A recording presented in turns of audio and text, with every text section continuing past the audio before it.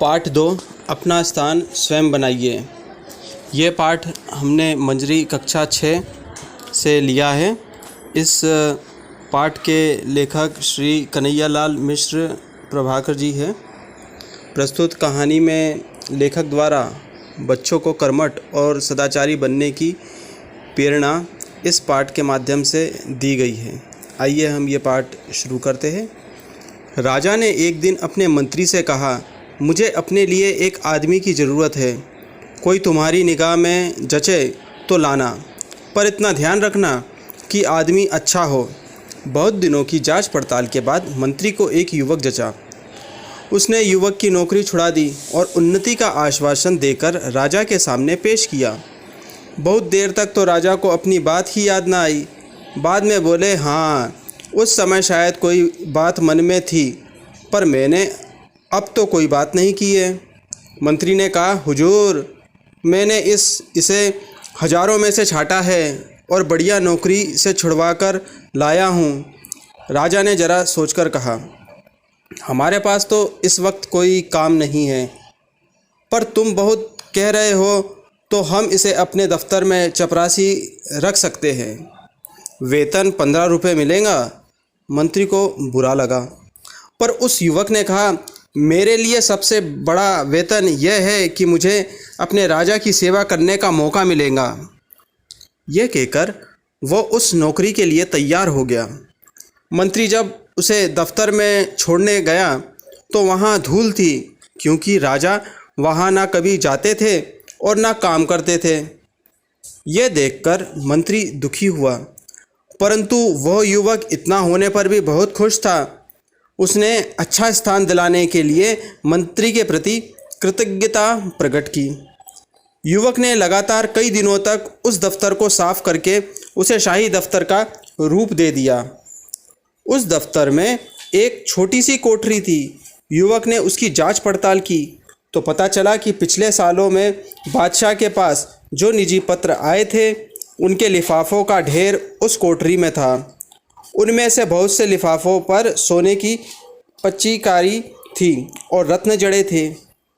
ये वे लिफाफे थे जो विवाह जैसे शुभ अवसरों पर दूसरे राजाओं और अमीर अमरावों के यहाँ से आए थे।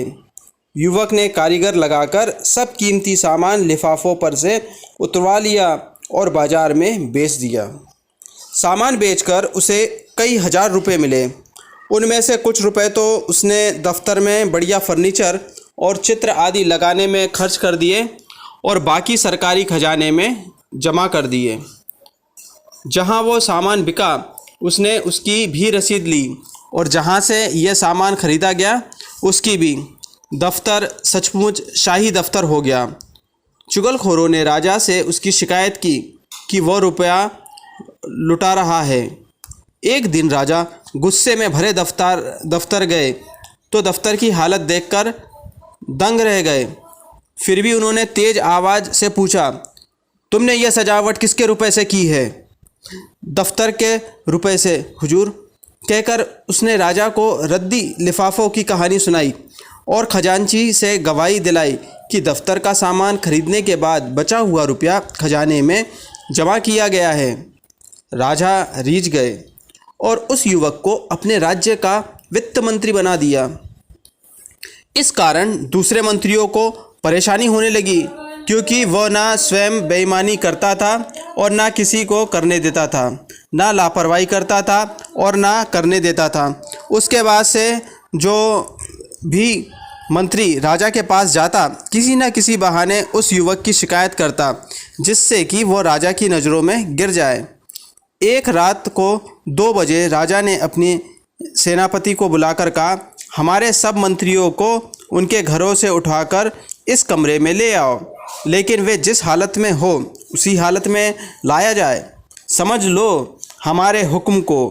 अगर कोई पलंग पर सो रहा हो तो उसे पलंग सहित ज्यों का त्यों लाया जाए, और कोई कालीन पर बैठा चौपड़ खेल रहा हो तो कालीन समेत यहाँ लाया जाए।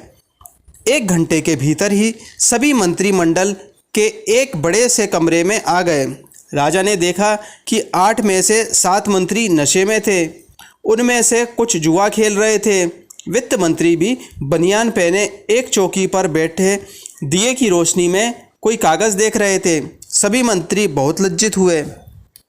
तब राजा ने वित्त मंत्री से पूछा, जनाब, रात में 2 बजे किस कागज़ में उलझे हुए थे? उसने उत्तर दिया, हुजूर, दूर के इलाके से इस साल का जो राज कर आया है उसमें पिछले साल से 1 पैसा कम है, तो बार बार देख रहा था कि जोड़ में भूल है या सचमुच पैसा कम है। राजा ने अपने जेब से 1 पैसा फेंक कर कहा, लो, अब हिसाब ठीक कर दो और जाओ आराम करो। वित्त मंत्री ने नम्रता के साथ पैसा वापस करते हुए कहा, हुजूर, पैसा तो मैं भी डाल सकता था, पर यदि पैसा कम है और उसके लिए पूछताछ ना हुई तो इससे अफसरों में ढील और बेईमानी पैदा होंगी। उसकी बात सुनकर राजा बहुत खुश हुए और उन्होंने उस युवक को राज्य का प्रधानमंत्री बना दिया। धन्यवाद।